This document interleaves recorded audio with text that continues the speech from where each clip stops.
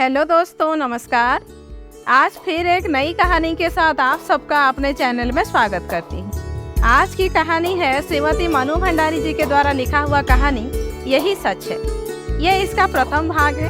तो चलिए आज की कहानी हम लोग शुरू करते हैं। कानपुर। सामने आंगन में फैली धूप सिमट कर दीवारों पर चढ़ गई और कंधे पर बस्ता लटकाए नन्हे नन्हे बच्चों के झुंड दिखाई दिए, जो एकाएक ही मुझे समय का आभास हुआ।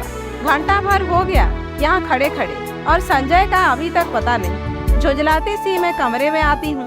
कोने में रखी मेज पर किताबें बिखरी पड़ी है, कुछ खुली कुछ बंद। एक क्षण में उन्हें देखती रहती हूँ, फिर निरुद्देश्य सी कपड़ों की अलमारी खोलकर सरसरी सी नजर से कपड़े देखती हूँ। सब बिखरे पड़े हैं। इतनी देर यूं ही व्यर्थ खड़ी रही। इन्हें ही ठीक कर लेती, पर मन नहीं करता और फिर बंद कर देती। नहीं आना था तो व्यर्थ ही मुझे समय क्यों दिया। फिर यह कोई आज ही की बात है। हमेशा संजय अपने बताए हुए समय से घंटे 2 घंटे देरी करके आता है और मैं हूँ कि उसी क्षण से प्रतीक्षा करने लगती हूँ। उसके बाद लाख कोशिश करके भी तो किसी काम में अपना मन नहीं लगा पाती। वह क्यों नहीं समझता कि मेरा समय बहुत अमूल्य है। थीसिस पूरी करने के लिए अब मुझे अपना सारा समय पढ़ाई में ही लगाना चाहिए, पर यह बात उसे कैसे समझाऊं। मेज पर बैठकर मैं फिर पढ़ने का उपक्रम करने लगती हूँ, पर मन है कि लगता ही नहीं। पर्दे के जरा से हिलने से दिल की धड़कन बढ़ जाती है और बार बार नजर घड़ी की सरकते हुए कांटों पर दौड़ जाती है। हर समय यही लगता है, वहाँ आया। तभी मेहता साहब की 5 साल की छोटी बच्ची झिझकती सी कमरे में आती है। आंटी, हमें कहानी सुनाओगी? नहीं, अभी नहीं, पीछे आना, मैं रुखाई से जवाब देती हूँ। वह भाग जाती है। यह मिसेज मेहता भी एक ही है। यूँ तो महीनों शायद मेरी सूरत नहीं देखी, पर बच्ची को जब तक मेरा सिर खाने को भेज देती है। मेहता साहब तो फिर भी कभी कभी 8-10 दिन में खैरियत पूछ ही लेते हैं, पर वे तो बेहद अकड़ू मालूम होती है। अच्छा ही है, ज्यादा दिलचस्पी दिखाती तो क्या मैं इतनी आजादी से घूम फिर सकती थी। खट खट खट, वही परिचित पदध्वनि। तो आ गया संजय। मैं बरबसी अपना सारा ध्यान पुस्तक में केंद्रित कर लेती हूँ। रजनीगंधा के ढेर सारे फूल लिए संजय मुस्कुराता सा दरवाजे पर खड़ा है। मैं देखती हूँ, पर मुस्कुराकर स्वागत नहीं करती।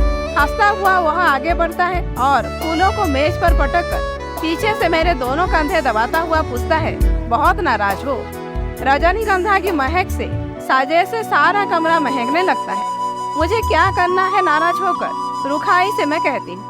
वह कुर्सी सहित मुझे घुमाकर अपने सामने कर लेता है और बड़े दुलार के साथ थोड़ी उठाकर कहता, तुम ही बताओ क्या करता। क्वालिटी में दोस्तों के बीच फंसा था। बहुत कोशिश करके भी उठ नहीं पाया। सबको नाराज करके आना अच्छा भी नहीं लगता। इच्छा होती है कह दो, तुम्हें दोस्तों का ख्याल है, उनके बुरा मानने की चिंता है, बस मेरी ही नहीं, पर कुछ कह नहीं पाती। एक टक उसके चेहरे की ओर देखती रहती हूँ। उसके सांवले चेहरे पर पसीने की बूंदें चमक रही है। कोई और समय होता तो मैंने अपने आंचल से इन्हें पोंछ दिया होता, पर आज नहीं। वह मंद मंद मुस्कुरा रहा है। उसकी आंखें क्षमा याचना कर रही है, पर मैं क्या करूं। तभी वह अपनी आदत के अनुसार कुर्सी के हत्थे पर बैठकर मेरे गाल सहलाने लगता है। मुझे उसकी इसी बात पर गुस्सा आता है। हमेशा इसी तरह करेगा और फिर दुनिया भर का लाड़ दुलार दिखलाएगा। वह जानता जो है कि इसके आगे मेरा क्रोध टिक नहीं पाता। फिर उठकर वह फूलदान के पुराने फूल फेंक देता है और नए फूल लगाता है। फूल सजाने में वह कितना कुशल है। एक बार मैंने यूं ही कह दिया था कि मुझे रजनीगंधा के फूल बड़े पसंद है, तो उसने नियम ही बना लिया कि हर चौथे दिन ढेर सारे फूल लाकर मेरे कमरे में लगा देता है। और अब तो मुझे भी ऐसी आदत हो गई है कि एक दिन भी कमरे में फूल न रहे तो पढ़ने में मन लगता है, न सोने में। ये फूल जैसे संजय की उपस्थिति का आभास देते रहते हैं। थोड़ी देर बाद हम घूमने निकल जाते हैं। एकाएक ही मुझे ईरा के पत्र की बात याद आती है, जो बात सुनने के लिए मैं सवेरे से ही आतुर थी। इस गुस्सेबाजी में जाने कैसे उसे मैं भूल गई। सुनो, ईरा ने लिखा है कि किसी दिन भी मेरे पास इंटरव्यू का बुलावा आ सकता है। मुझे तैयार रहना चाहिए। कहाँ? कलकत्ता से? कुछ याद करते हुए संजय पूछता है और फिर एकाएक ही उछल पड़ता है, यदि तुम्हें वह जॉब मिल जाए तो मजा आ जाए दीपा, मजा आ जाए। हम सड़क पर हैं, नहीं तो अवश्य ही उसने आवेश में आकर कोई हरकत कर डाली होती। जाने क्यों मुझे उसका इस प्रकार प्रसन्न होना अच्छा नहीं लगता। क्या वो चाहता है कि मैं कलकत्ता चली जाऊं उससे दूर? तभी सुनाई देता है, तुम्हें यहाँ जॉब मिल जाए तो मैं भी अपना तबादला कलकत्ता ही करवा लूं, हेड ऑफिस में। यहाँ की रोज की किचकिच से तो मेरा मन उब गया है। कितनी ही बार सोचा कि तबादले की कोशिश करूं, पर तुम्हारे ख्याल ने हमेशा मुझे बांध लिया। ऑफिस में शांति हो जाएगी, पर मेरी सामने कितनी वीरान हो जाएगी। उसके स्वर की आर्द्रता ने मुझे छू लिया। एकाएक ही मुझे लगने लगा कि रात बड़ी सुहावनी हो चली है। हम दूर निकलकर अपनी प्रिय टेकरी पर जाकर बैठ जाते हैं। दूर दूर तक हल्की सी चांदनी फैली हुई है और शहर की तरह यहाँ का वातावरण धुएं से भरा हुआ नहीं है। वह दोनों पैर फैलाकर बैठ जाता है और घंटों मुझे अपने ऑफिस के झगड़े की बात सुनाता है और फिर कलकत्ता जाकर साथ जीवन बिताने की योजनाएं बनाता है। मैं कुछ नहीं बोलती, बस एक टक उसे देखती रहती हूँ। जब वह चुप हो जाता है तो बोलती हूँ, मुझे तो इंटरव्यू में जाते हुए बड़ा डर लगता है। पता नहीं कैसे क्या पूछते होंगे। मेरे लिए तो यह पहला ही मौका है। वह खिलखिलाकर हंस पड़ता है। तुम भी एक ही मूर्ख हो, घर से दूर यह कमरा लेकर अकेली रहती हो, रिसर्च कर रही हो, दुनिया भर में घूमती फिरती हो और इंटरव्यू के नाम से डर लगता है, क्यों? और गाल पर हल्की सी चपत जमा देता है। फिर समझाता हुआ कहता है, और देखो आजकल ये इंटरव्यू आदि तो सब दिखावा मात्र होते हैं। वहाँ किसी जान पहचान वाले से इन्फ्लुएंस डलवाना जाकर। पर कलकत्ता तो मेरे लिए एकदम नई जगह है। वहाँ ईरा को छोड़कर मैं किसी को जानती भी नहीं। अब उन लोगों को कोई जान पहचान हो तो बात दूसरी है। असहाय सी मैं कहती हूँ, और किसी को नहीं जानती। फिर मेरे चेहरे पर नजरें गड़ाकर पूछता है, निश्चित भी तो वही है होगा, मुझे क्या करना है उससे? मैं एकदम ही भन्ना कर जवाब देती हूँ। पता नहीं क्यों मुझे लग ही रहा था कि अब वह यही बात कहेगा, कुछ नहीं करना। वह छेड़ते हुए लहजे में कहता है और मैं भवक पड़ती। देखो संजय, मैं 1000 बार तुमसे कह चुकी हूँ कि उसे लेकर मुझसे मजाक मत किया करो। मुझे इस तरह का मजाक जरा भी पसंद नहीं है। वह खिलखिलाकर हंस पड़ता है, पर मेरा तो मूड ही खराब हो जाता है। हम लौट पड़ते हैं। वह मुझे खुश करने के इरादे से मेरे कंधे पर हाथ रख देता है। मैं झपट कर हाथ हटा देती हूँ। क्या कर रहे हो? कोई देख लेगा तो क्या कहेगा? कौन है यहाँ जो देख लेगा? और देख लेगा तो देख ले, आप ही कुढ़ेगा। नहीं, हमें पसंद नहीं है यह बेशर्मी। और सच ही मुझे रास्ते में ऐसी हरकत पसंद नहीं है, चाहे रास्ता निर्जन ही क्यों ना हो, पर है तो रास्ता ही। फिर कानपुर जैसी जगह। कमरे में लौटकर मैं उसे बैठने को कहती हूँ, पर वह बैठता नहीं, बस बाहों में भरकर एक बार चूम लेता है। यह भी जैसे उसका रोज का नियम है। वह चला जाता है। मैं बाहर बालकनी में से निकलकर उसे देखती रहती हूँ। उसका आकार छोटा होते होते सड़क के मोड़ पर जाकर लुप्त हो जाता है। मैं उधर ही देखती रहती हूँ, निर्दृष्टि सी खोई खोई सी। फिर आकर पढ़ने बैठ जाती हूँ। रात में सोती हूँ तो देर तक मेरी आंखें मेज पर लगे रजनीगंधा के फूलों को ही निहारती रहती है। जाने क्यों अक्सर मुझे भ्रम हो जाता है कि ये फूल नहीं है, मानो संजय की अनेकानेक आंखें हैं जो मुझे देख रही हैं, सहला रही हैं, दुलरा रही हैं। और अपने को यूं असंख्य आंखों से निरंतर देखे जाने की कल्पना से ही मैं लजा जाती हूँ। मैंने संजय को भी एक बार यह बात बताई थी तो वह खूब हंसा और फिर मेरे गानों को सहलाते हुए उसने कहा था कि मैं पागल हूँ, मेरी मूर्ख हूँ। कौन जाने, शायद उसका कहना ठीक हो, शायद मैं पागल ही हूँ। कानपुर। मैं जानती हूँ संजय का मन निशित को लेकर जब तक सशंकित हो उठता है, पर मैं उसे विश्वास दिलाऊं कि मैं निशित से नफरत करती हूँ। उसकी याद मात्र से मेरा मन घृणा से भर उठता है। फिर 18 वर्ष की आयु में किया हुआ प्यार भी कोई प्यार होता है भला? नीरा बचपन होता है, महज पागलपन। उसमें आवेश रहता है पर स्थायित्व तो नहीं, गति रहती है पर गहराई नहीं। जिस वेग से वह आरंभ होता है, जरा सा झटका लगने पर उसी वेग से टूट भी जाता है। और उसके बाद ओहो, आंसुओं और सिसकियों की एक दौड़। सारी दुनिया की निस्तारता और आत्महत्या करने के अनेकानेक संकल्प और फिर एक तीखी घृणा। जैसे ही जीवन को दूसरा आधार मिल जाता है, उन सबको भूलने में एक दिन भी नहीं लगता। फिर तो वहाँ सब ऐसी बेवकूफ़ी लगती है जिस पर बैठकर घंटों हंसने की तबीयत होती है। तब एकाएक ही इस बात का एहसास होता है कि ये सारे आंसू, ये सारी आहें उस प्रेमी के लिए नहीं थी, वरन जीवन की उस रिक्तता और शून्यता के लिए थी जिसने जीवन को नीरस बनाकर बोझिल कर दिया था। तभी तो संजय को पाते ही मैं निशित को भूल गई। मेरे आंसू हंसी में बदल गए। और आहों की जगह किलकारियां गूंजने लगी। पर संजय है कि जब तब निशित की बात को लेकर व्यर्थ खिन्न सा हो उठता है। मेरे कुछ कहने पर वह खिलखिला अवश्य पड़ता है, पर मैं जानती हूँ वह पूर्ण रूप से आश्वस्त नहीं है। उसे कैसे बताऊं कि मेरे प्यार का, मेरी कोमल भावनाओं का, भविष्य की मेरी अनेकानेक योजनाओं का एकमात्र केंद्र संजय ही है। यह बात दूसरी है कि चांदनी रात में किसी निर्जन स्थान में पेड़ तले बैठकर भी मैं अपनी थीसिस की बात करती हूँ, या वह अपने ऑफिस की मित्रों की बातें करता है, या हम किसी और विषय पर बात करने लगते हैं। पर इस सब का यह मतलब तो नहीं कि हम प्रेम नहीं करते। वह क्यों नहीं समझता कि आज हमारी भावुकता यथार्थ में बदल गई है। सपनों की जगह हम वास्तविकता में जीते हैं। हमारे प्रेम को परिपक्वता मिल गई है, जिसका आधार पाकर वह अधिक गहरा हो गया है, स्थायी हो गया है। पर संजय को कैसे समझाऊं यह सब? कैसे उसे समझाऊं कि निशित ने मेरा अपमान किया है, ऐसा अपमान जिसकी कचोट से मैं आज भी तिलमिला जाती हूँ। संबंध तोड़ने से पहले एक बार तो उसने मुझे बताया होता कि आखिर मैंने ऐसा कौन सा अपराध कर डाला था जिसके कारण उसने मुझे इतना कठोर दंड दे डाला। सारी दुनिया का भर्त्सना, तिरस्कार, परिहास और दया का विष मुझे पीना पड़ा। विश्वासघाती, नीच कहीं का। और संजय सोचता है कि आज भी मेरे मन में उसके लिए कोई कोमल स्थान है। छी, मैं उससे नफरत करती हूँ, और सच पूछो तो अपने को भाग्यशाली नहीं समझती हूँ कि मैं एक ऐसे व्यक्ति के चंगुल में फंसने से बच गई, जिसके लिए प्रेम महज एक खिलवाड़ है। संजय, ये तो सोचो कि यदि ऐसी कोई भी बात होती तो क्या मैं तुम्हारे आगे, तुम्हारी हर उचित अनुचित चेष्टा के आगे यूँ आत्मसमर्पण करती? तुम्हारे चुंबनों और आलिंगनों में मैं अपने को बिखेरने देती? जानते हो, विवाह से पहले कोई भी लड़की किसी को इन सब का अधिकार नहीं देती, पर मैंने दिया। क्या केवल इसीलिए नहीं कि मैं तुम्हें प्यार करती हूँ? बहुत बहुत प्यार करती हूँ। विश्वास करो संजय, तुम्हारा मेरा प्यार ही सच है। निशित का प्यार तो मात्र छल था, भ्रम था, झूठ था। कानपुर, परसों मुझे कलकत्ता जाना है। बड़ा डर लग रहा है, कैसे क्या होगा। मान लो इंटरव्यू में बहुत नर्वस हो गई तो संजय को कह रही हूँ कि वह भी साथ चले, पर उसे ऑफिस से छुट्टी नहीं मिल सकती। एक तो नया शहर, फिर इंटरव्यू।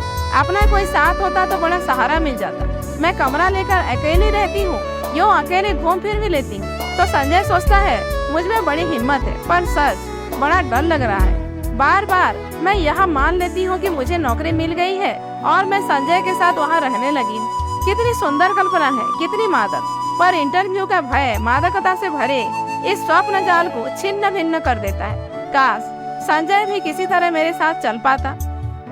कलकत्ता। गाड़ी जब हावड़ा स्टेशन के प्लेटफॉर्म पर प्रवेश करती है तो जाने कैसी विचित्र आशंका, विचित्र से भय से मेरा मन भर जाता है। प्लेटफॉर्म पर खड़े असंख्य नर नारियों में मैं ईरा को ढूंढती हूँ, वह कहीं दिखाई नहीं देती। नीचे उतरते के बजाय खिड़की में से ही दूर दूर तक नजरें दौड़ाती हूँ। आखिर एक कुली को बुलाकर अपना छोटा सा सूटकेस और बिस्तर उतारने का आदेश दे मैं नीचे उतर पड़ती हूँ। उस भीड़ को देखकर मेरी दहशत जैसे और बढ़ जाती है। तभी किसी के हाथ के स्पर्श से मैं बुरी तरह चौंक जाती हूँ। पीछे देखती हूँ तो ईरा खड़ी है। रुमाल से चेहरे का पसीना पोंछते हुए कहती हूँ, ओह, तुझे ना देखकर मैं घबरा रही थी कि तुम्हारे घर भी कैसे पहुँचूंगी। बाहर आकर हम टैक्सी में बैठते हैं। अभी तक मैं स्वस्थ नहीं हो पाई हूँ। जैसे ही हावड़ा पुल पर गाड़ी पहुँचती है, हुगली के जल को स्पर्श करती हुई ठंडी हवाएं तन मन को एक ताजगी से भर देती है। ईरा मुझे इन पुल के विशेषता बताती है और मैं विस्मित सी उस पुल को देखती हूँ। दूर दूर तक फैले हुगली के विस्तार को देखती हूँ। उसकी छाती पर खड़ी और विहार करती अनेक नौकाओं को देखती हूँ। बड़े बड़े जहाजों को देखती हूँ। उसके बाद बहुत ही भीड़ भरी सड़कों पर हमारी टैक्सी रुकती रुकती चलती है। ऊंची ऊंची इमारतों और चारों ओर के वातावरण से कुछ विचित्र सी विराटता का आभास होता है। और इस सब के बीच जैसे मैं अपने को बड़ा खोया खोया सा महसूस करती हूँ। कहाँ पटना और कानपुर और कहाँ यहाँ कलकत्ता। मैंने तो आज तक कभी बहुत बड़े शहर देखे ही नहीं। सारी भीड़ को चीरकर हम रोड रोड पर जाते हैं। चौड़ी शांत सड़क, मेरे दोनों ओर लंबे चौड़े खुले मैदान।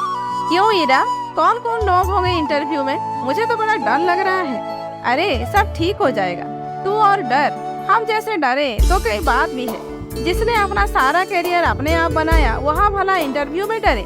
फिर कुछ देर ठहर कर कहती है, अच्छा भैया भाभी तो पटना ही होंगे, जाती है कभी उनके पास भी के या नहीं? कानपुर आने के बाद एक बार गई थी। कभी कभी यूं ही पत्र लिख देती हूँ। भाई कमाल के लोग हैं, बहन को भी नहीं निभा सके। मुझे यह प्रसंग कतई पसंद नहीं। मैं नहीं चाहती कि कोई इस विषय पर बात करे। मैं मौन ही रहती हूँ। ईरा का छोटा सा घर है, सुंदर ढंग से सजाया हुआ। उसके पति के दौरे पर जाने की बात सुनकर पहले तो मुझे अफसोस हुआ था। वे होते तो कुछ मदद ही करते, पर फिर एकाएक लगा कि उनकी अनुपस्थिति में मैं शायद अधिक स्वतंत्रता का अनुभव कर सकूं। उसका बच्चा भी बड़ा प्यारा है। शाम को ईरा मुझे कॉफी हाउस ले जाती है। अचानक मुझे वहाँ निशित दिखाई देता है। मैं सकपका कर नजर घुमा लेती हूँ, पर वह हमारी मेज पर ही आ पहुँचता है। बेबस होकर मुझे उधर देखना पड़ता है, नमस्कार भी करना पड़ता है, ईरा का परिचय भी करवाना पड़ता है। ईरा पास की कुर्सी पर बैठने का निमंत्रण दे देती है। मुझे लगता है मेरी सांस रुक जाएगी। कहा भाई आज सवेरे ही, अभी ठहरोगी? ठहरी कहाँ हो? जवाब ईरा देती है। मैं देख रही हूँ निशित बहुत बदल गया है। उसने कवियों की तरह बाल बढ़ा लिए हैं। यह क्या शौक चल रहा है? उसका रंग स्याह पड़ गया है, वह दुबला भी हो गया है। विशेष बातचीत नहीं होती और हम लोग उठ पड़ते हैं। ईरा को मुन्नू की चिंता सता रही थी और मैं स्वयं भी घर पहुँचने को उतावली हो रही। कॉफी हाउस में धर्मतल्ला तक वह पैदल चलता हुआ हमारे साथ आता है।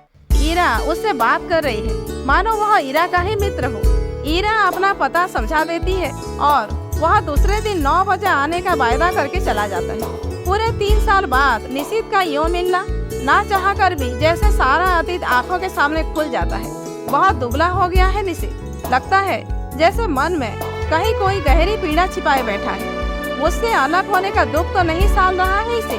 कल्पना चाहे कितनी भी मधुर क्यों न हो, एक तृप्ति युक्त आनंद देने वाली क्यों न हो, पर मैं जानती हूँ यह झूठ है। यदि ऐसा ही था तो कौन उसे कहने गया था कि तुम इस संबंध को तोड़ दो? उसने अपनी इच्छा से ही तो यह सब किया था। एकाएक ही मेरा मन कटु हो उठता है। यही तो है वह व्यक्ति जिसने मुझे अपमानित करके सारी दुनिया के सामने छोड़ दिया था, महज उपहास का पात्र बनाकर। ओहो, क्यों नहीं मैंने उसे पहचानने से इनकार कर दिया।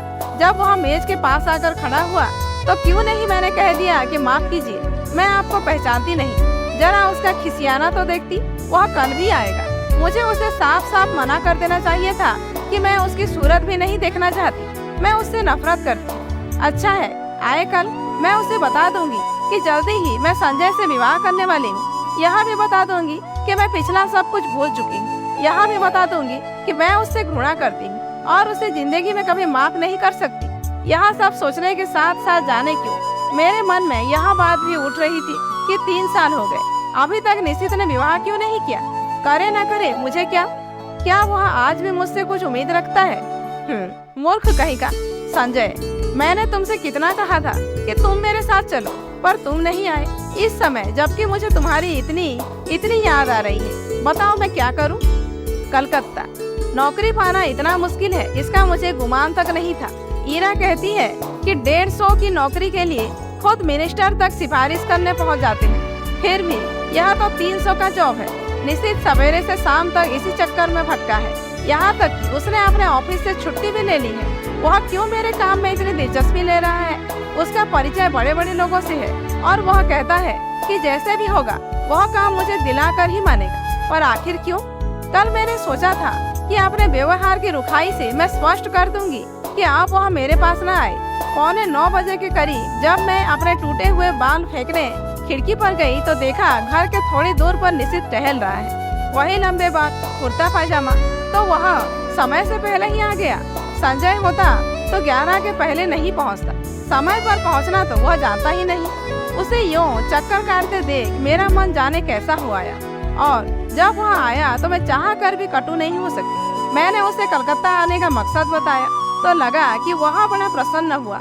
वहीं बैठे बैठे फोन करके उसने इस नौकरी के संबंध में सारी जानकारी प्राप्त कर ली। कैसे क्या करना होगा उसकी योजना भी बना डाली। बैठे बैठे फोन से ऑफिस को सूचना भी दे दी कि आज वह ऑफिस नहीं आएगा। विचित्र स्थिति मेरी हो रही थी। उसके इस अपनत्व भरे व्यवहार को मैं स्वीकार भी नहीं कर पाती थी, नकार भी नहीं पाती थी। सारा दिन मैं उसके साथ घूमती रही, पर काम की बात के अतिरिक्त उसने एक भी बात नहीं की। मैंने कई बार चाहा कि संजय की बात बता दूं, पर बता नहीं सकी। सोचा कहीं वह सुनकर यह दिलचस्पी लेना कम न कर दे। उसके आज भर के प्रयत्नों से ही मुझे काफी उम्मीद हो चली थी। यह नौकरी मेरे लिए कितनी आवश्यक है, मिल जाए तो संजय कितना प्रसन्न होगा।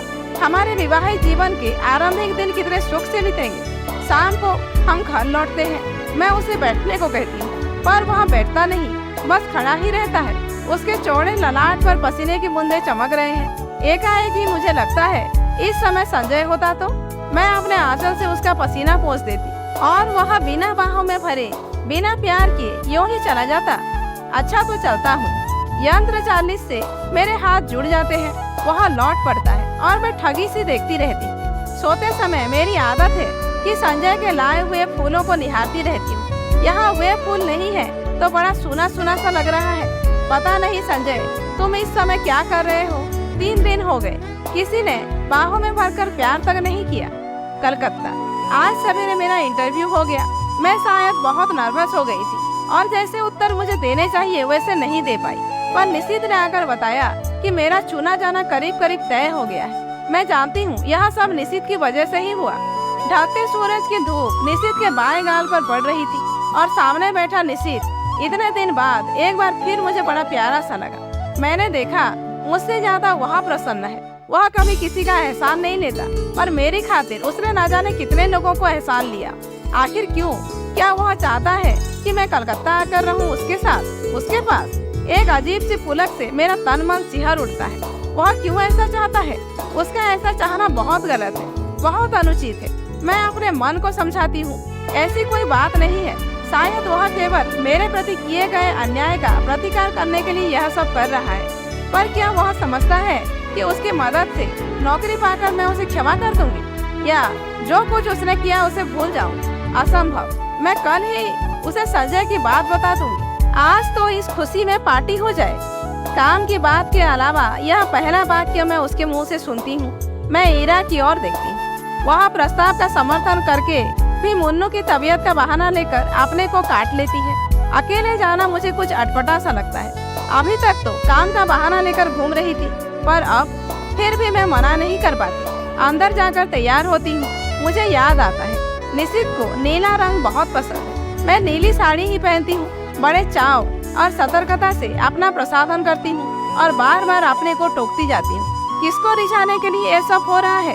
क्या वह नीरा पागलपन नहीं है? सीढ़ियों पर निशित हल्की सी मुस्कुराहट के साथ कहता है, इस साड़ी में तुम बहुत सुंदर लग रही हो। मेरा चेहरा तमतमा जाता है, कनपटियां सुर्ख हो जाती हैं। मैं चुपचाप ही इस वाक्य के लिए तैयार नहीं थी। यह सदा चुप रहने वाला निशित बोला भी तो ऐसी बात। मुझे ऐसी बातें सुनने की जरा भी आदत नहीं है। संजय ना कभी मेरे कपड़ों पर ध्यान देता है, ना ऐसी बातें करता है, जबकि उसे पूरा अधिकार है और यह बिना अधिकार ऐसी बातें करे। पर जाने क्या है कि मैं उस पर नाराज नहीं हो पाती, बल्कि एक पुलकमय सिहरन महसूस करती हूँ। सच, संजय के मुंह से ऐसा वाक्य सुनने को मेरा मन तरसता रहता है, पर उसने कभी ऐसी बात नहीं की। पिछले 2.5 साल से मैं संजय के साथ रह रही हूँ। रोज ही शाम को हम घूमने जाते हैं। कितनी ही बार मैंने श्रृंगार किया, अच्छे कपड़े पहने, पर प्रशंसा का एक शब्द भी उसके मुंह से नहीं सुना। इस बातों पर उसका ध्यान ही नहीं जाता। यह देखकर भी जैसे यह सब नहीं देख पाता। इस वाक्य को सुनने के लिए तरसता हुआ मेरा मन जैसे रस से नहा जाता है। पर निशित ने यह बात क्यों कही? उसे क्या अधिकार है? क्या सचमुच ही उसे अधिकार नहीं है? नहीं है। दोस्तों, आज का भाग को यहीं समाप्त करते हैं। अगला भाग एक नए वीडियो में फिर लेकर आऊंगी। आज का वीडियो कैसा लगा कमेंट करके जरूर बताइए। अच्छा लगा हो एक लाइक कीजिए, जानने वालों को शेयर कीजिए और ऐसे ही वीडियोज आगे देखने के लिए मेरे चैनल को सब्सक्राइब करना मत भूलिए।